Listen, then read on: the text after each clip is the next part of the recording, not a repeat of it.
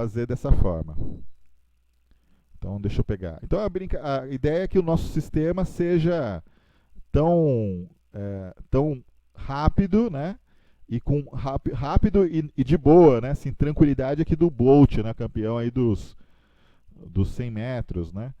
Vejam que ele está ganhando a corrida e não está nem suando, né? Enquanto os colegas dele aqui estão desesperados tentando alcançar ele. Então, o sistema não basta ele ser rápido, ele tem que ser rápido com folga, né?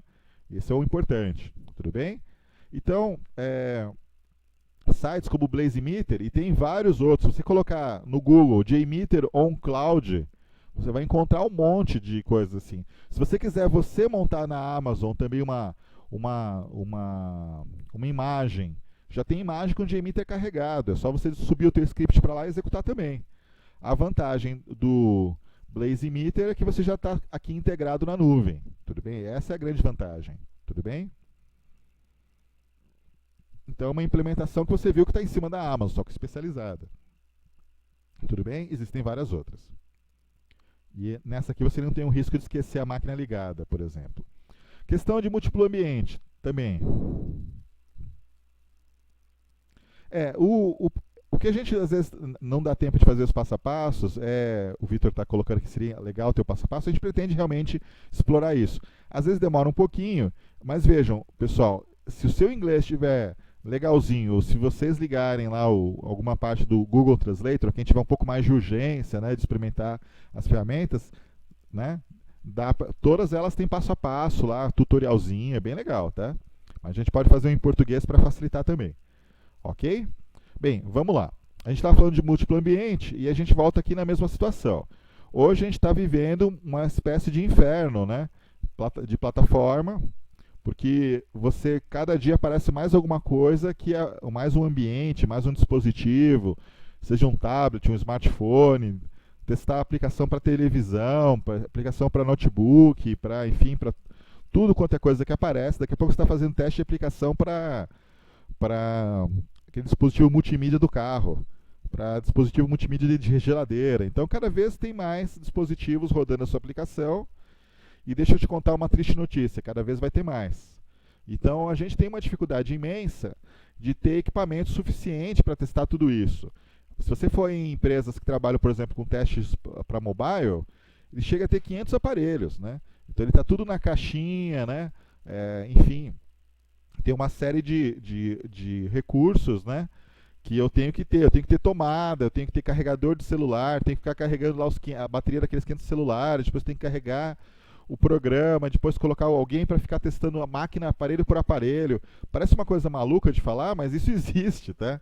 Tem empresa que faz isso ainda, tudo bem? É uma coisa louca, e vai surgir mais aparelhos, né? Ano que vem com a Copa do Mundo, quanto tipo de aparelho vai ter TV inteligente, a Copa do Mundo vai ser transmitida em 3D, poxa, enfim, vai vir uma nova geração de aparelhos, e cada vez mais, e a gente tem dificuldade de rodar isso. Então, o que está surgindo hoje? Não é você ter os aparelhos, tudo bem? Existem algumas ações meio open source, depois a gente vai falar até sobre isso também numa próxima. Por exemplo, tem um negócio legal que é como se fosse que aliás eu vou terminar falando disso também. É um crowd, né? O que é a ideia do crowd? Crowd testing, crowdfunding, crowd development. O que é esse negócio de crowd? Crowd é turma, né? Fazer uma coisa em turma.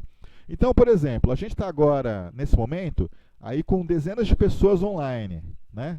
O HTML5, mas mesmo o HTML5 tem suas dúvidas aí em relação a ser testado. Então, mesmo com o HTML5 ainda tem. Então, a gente tem dezenas de pessoas aqui fazendo a palestra com a gente, tudo bem? Cada um de vocês tem um celular. Alguém não tem um celular? Acho que a maioria, alguns até tem dois, né? Aí você tem um tablet, você tem um micro em casa, não tem? Você tem um micro no serviço, você tem um micro, de repente, um outro micro com uma outra configuração que seus pais têm, ou que seu irmão, que alguém... tem gente aqui falando que não tem analógico, beleza, bacana, não vai devolver nunca. Então, mas cada um de nós tem alguns aparelhos. Se a gente fizesse uma lista, concorda que a gente teria aqui dezenas de aparelhos de celular diferente? E dezenas de configurações de máquina, desktop, notebooks, tablets, concorda? Então, o que eu podia fazer? Eu tenho que testar uma aplicaçãozinha. Eu venho aqui na comunidade, né? Agora, com a visita do Papa, todo mundo está falando comunidade, né? Então, eu vim aqui na comunidade, né, de teste e peço ajuda aos universitários. Pessoal, estou com a aplicação tal. Vem aqui, preenche diz qual é o aparelho que você testou e se funcionou. Beleza? Daria para fazer uma coisa assim. O problema é que você não tem como uma grande garantia, né, que a pessoa testou mesmo, que testou do jeito que você falou, como que ela testou. Mas isso também seria possível. Hoje em dia o pessoal está organizando isso. Sites em que você cadastra os seus aparelhos, as pessoas cadastram os aparelhos que elas têm, e alguém bota lá uma coisa para testar. Olha que interessante isso. Muito bacana, né? Você tem essa possibilidade aí de fazer um teste comunitário, né? Compartilhando aparelhos e sem um custo, ou com um custo muito reduzido. Ok? E, exatamente, os navegadores, como que funciona? A Cristiane está perguntando sobre a questão dos navegadores. Hoje os navegadores também não é um inferno, não? Porque, olha só, cada computador, ele suporta vários navegadores, mas não vários da mesma versão. Então eu posso ter só uma versão de IE, eu posso ter também só uma versão de Firefox, só uma versão de Chrome, por máquina. Se eu crio uma máquina virtual, ou uso esse recurso na nuvem, eu posso ter combinações enormes de navegadores. Então eu pegar um script que eu criei com o Selenium, que rodou no Firefox versão 22, e eu posso pegar esse mesmo script e rodar ele para diversas versões de Firefox, de IE, de Chrome. Então isso hoje em dia é um recurso muito interessante. Tudo bem? Esse hoje em dia é um recurso interessante. E esse Sauce Labs que a gente mostrou também faz isso, que é onde eu quero chegar. Tudo bem? Então, a gente pode usar a nuvem, né, para fazer esse tipo de teste, mas se eu vier aqui no Sauce Labs, que ainda está aberto, a gente viu aqui a questão de rodar para teste de regressão, né? Mas além do teste de regressão, eu tenho aqui a possibilidade de testar ele por uma série de browsers e plataformas, inclusive dispositivos móveis. O Sauce Labs tem atualmente 67 combinações de dispositivos, sistema operacional e plataformas de navegação. Tudo bem? Inclusive, se você... Cadê a tabelinha? Ele tem uma tabelinha aqui. Ó. Tá dando um chiadinho, né? Na gravação. Deixa eu ver se eu lembro onde ele tem a...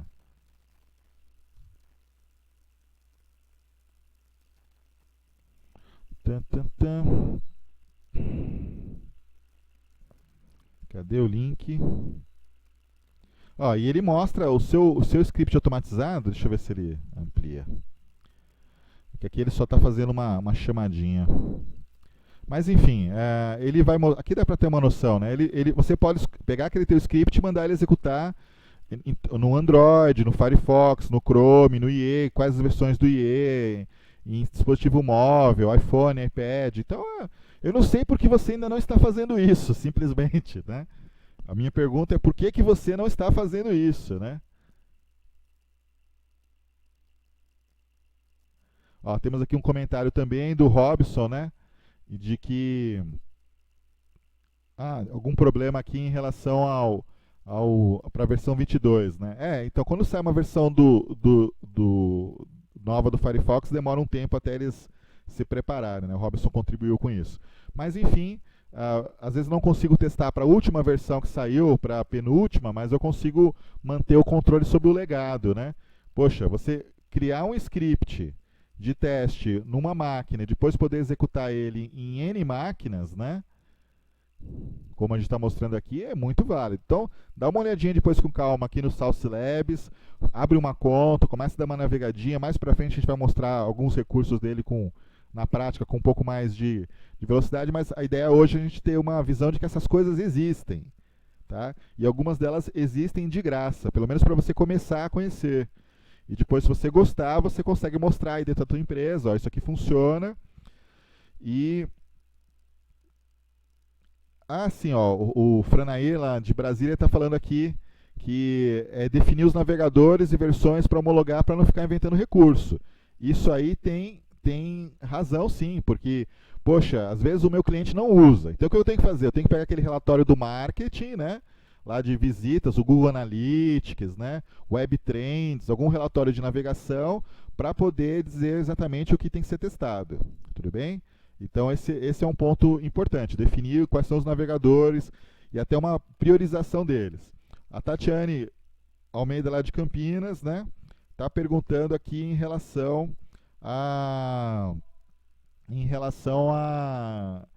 existem ferramentas pagas para fazer isso, né? Então, a Microsoft ela tem o Azure, e no azure.com.br, né? Aliás, vamos até abrir aqui. Então, a Microsoft também tem recurso grátis aí por um ano também, por algumas coisas por um mês ou dois, outras coisas por um ano. Acho que é azure.net. Aqui você também consegue, além da Amazon, né, que todo mundo já conhece, tem o Azure da Microsoft. Você também pode abrir uma conta. Só que eu recomendo, como o período de avaliação gratuito é pequeno, eu recomendo que você só crie a sua conta quando você efetivamente for estudar, tudo bem? Eu só devo criar minha conta quando eu efetivamente for estudar, porque tem alguns recursos que expiram em 30, 60 dias, e aí rapidinho já expirou. Tem coisas que você vai poder usar o resto da vida. Ele te dá 10 sites estáticos pelo resto da vida. Mas alguns recursos típicos da nuvem, você vai ter que recriar uma conta de novo, enfim. Então, só tem um outro e-mail que ele também cria outra conta, né? Nada de outro mundo, mas se você não quiser ficar tendo essa dor de cabeça, não cria conta se você não vai realmente usar. Então aqui você pode ter aí tudo é pago, né? Uma licença de Visual Studio, enfim, para poder fazer o teste. A HP, ela está com um negócio bem bacana, inclusive tem um trial de 30 dias, tudo bem? Tem um trial de 30 dias, que é um serviço SAS. E hoje você tem todas as ferramentas da HP em SAS, ou seja, na nuvem. E você paga por mês para usar. E você pode fazer um trial de 30 dias também. Tudo bem? Quem quiser falar mais sobre isso, quiser me mandar um e-mail, eu mando até o link lá para acessar. E para a gente até é interessante, porque a gente está começando uma parceria com a HP também, né? E a gente pode ajudar até nesse período, inclusive, tá? Então tem ferramenta da HP na nuvem também. E a HP, além de ter a ferramenta dela, que é o Mercury, né, que é muito famoso, né, na nuvem, pagando por mês, primeiro mês grátis para experimentar, sem compromisso, também tem ferramentas para mobile. Eles têm hoje uma ferramenta que, junto com alguns parceiros, que tem um parque de equipamentos mobile, você acessa um smartphone, um tablet, um equipamento na nuvem remotamente. Olha que solução da HP fantástica, hein? Você está manipulando um aparelho real lá do outro lado. Então é muito bacana o que a HP tem de solução. Isso também vale uma outra, só para mostrar essa ferramenta delas. O Salsi Labs, ele só trabalha com free, outra pergunta da Tatiane, só trabalha com free, mas a da HP trabalha com os scripts da própria HP, e a Microsoft ainda não tem uma solução assim, mas você tem que colocar a tua licença lá para rodar, né? O Rafael está perguntando aqui da questão da segurança. A questão da segurança dessa nuvem, né? Vejam, essas nuvens, principalmente que você pega um fornecedor de renome como HP, Microsoft, Amazon, ele tem algumas garantias de segurança que ele te oferece, relacionada com criptografia. Então, normalmente ele trabalha com uma criptografia de 256 bits nas transições. Os usuários, eles têm que ser usuários que você deu permissão. Então, você gerencia as permissões de quem pode ou não pode acessar o servidor, o recurso. Então, você consegue transferir um bom nível da sua segurança da empresa para a nuvem. Hoje em dia, você tem muitas empresas usando esses recursos. Então, não é nada demais, tá? Dá para ter um nível de segurança. Essas informações hoje, elas, por exemplo, informações de cliente, elas estão ali segregadas, né, por conta. Então, um cliente não vai enxergar a informação do outro cliente, né? É lógico que hoje em dia a gente tem depois daquela história do vazamento de informações nos Estados Unidos, que o governo americano estaria monitorando todos os e-mails de todo mundo no mundo inteiro, ligações telefônicas, enfim, não só em solo americano, mas no mundo, a gente fica realmente ressabiado, né? Se você vai botar uma informação lá e se alguém, de repente até do governo americano, está olhando. Agora, eu diria que o volume de informações é tão grande hoje, na nuvem já, que é a mesma coisa que esconder uma folha numa floresta. Então a chance de que uma informação seja acessada, né, digamos que pequena. Porém, se eu quero ter uma segurança maior, Rafael, eu posso contratar o que se chama de nuvem privada. Tudo bem? Nessa nuvem privada, aí lógico que ela é cara, tudo bem? Mas eu consigo usar os recursos da nuvem sem ter nada compartilhado com mais nenhuma outra organização. Só que isso tem um preço, né? Então é possível ter existe um nível de segurança hoje que eu diria que é muitas vezes suficiente, porque trabalha com criptografia, certificação digital, controle de acesso, né?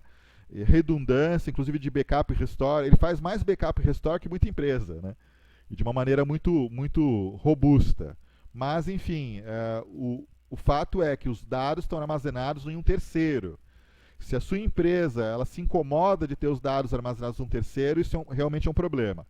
Existe uma forma, inclusive, Rafael, de fazer com que o processamento seja na nuvem, mas o banco de dados seja local na sua máquina, na própria sua empresa. Também é uma maneira, talvez, de permitir que uma empresa que tem uma restrição de segurança maior também use. Ou seja, eu posso ter os dados, a massa de dados não fica lá, apenas a transação busca uma informação, executa e para, não fica um banco de dados. Mesmo assim, ainda tem essa questão de se a sua empresa vai permitir esse fluxo da informação passando por um terceiro como Amazon, HP ou Microsoft.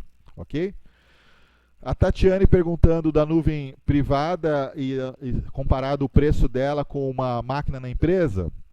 A vantagem, né, da máquina, da nuvem privada, é que muitas vezes eu consigo otimizar o que eu tenho na empresa. E dependendo do contrato, essas máquinas podem ficar dentro da própria empresa. A empresa que fornece solução de nuvem privada, ela instala esse parque de máquinas ou dentro da sua empresa, ou deixa essas máquinas num colocation, né, dentro de um data center para você usar. Mas a vantagem é a otimização de recursos. A gente já estourou um pouquinho o tempo, mas só respondendo perguntas, agradeço a quem participou, só aproveitando realmente para responder as perguntas. Imagina que eu tenho 10 servidores, cada um deles com 8 GB de RAM, e cada um deles com 2 núcleos de processamento. Então, 10 servidores. Vamos aproveitar aqui a apresentação para escrever isso. Aqui tem os nossos contatos, né? Deixa eu só aproveitar aqui para colocar. Então, vamos imaginar que eu tenho 10 servidores na minha empresa, né? Vamos fazer um exemplo mais simples. Estou fazendo 10 servidores que eu falo assim, isso não é para mim. Eu tenho 2 desktops. Olha lá, estou fazendo uma coisa que você tem na sua casa aí, ó. 2 desktops com 2 núcleos. E cada um deles tem 4 GB de RAM. Se eu tenho isso em máquina, eu vou ter que colocar uma aplicação numa máquina e em outra e ficar distribuindo. Se eu tenho isso numa nuvem privada, o que ele vai enxergar são 4 núcleos e 8 GB de RAM, para eu usar como eu quiser. Então isso facilita muito a administração. Então, quanto maior o parque, os recursos são vistos como um pool de recursos, né? É um conjunto. E eu posso dizer que uma aplicação vai usar isso, uma outra aplicação vai usar tanto, outro. Então dá para fazer uma administração melhor. Então, eu diria que hoje hoje e o futuro são nuvens privadas, ao invés de ter próprios dispositivos. As empresas estão migrando para isso. Você pega grandes bancos, já estão aí em 5, 10% de virtualização de ambientes, né? Criando suas nuvens privadas. Isso, então, é uma forte tendência aí de mercado. Tudo bem? Pessoal, só para a gente fazer o encerramento... o pessoal já dando os parabéns, agradecendo, ó, eu agradeço também, espero que vocês possam participar das próximas. Essa aqui foi um pouco tumultuada, que teve mudança de data, mas agradecemos a presença de vocês, tá? E, pessoal, olha só uma coisa, a gente vai fazer pelo menos uma vez por mês, tá? Então acompanha por aí. Por enquanto a gente está disparando e-mail, então tem que acompanhar pelo Facebook, tá? Deixa eu só falar uma última coisinha que não estava ali, tá? Opa, valeu. Olha só, pessoal, uma última coisinha, que é... A gente falou até agora de usar máquina, não foi? Foi isso que a gente falou? De usar software na nuvem, máquina na nuvem, e usar gente na nuvem. O que vocês acham da ideia? de você usar testadores na nuvem.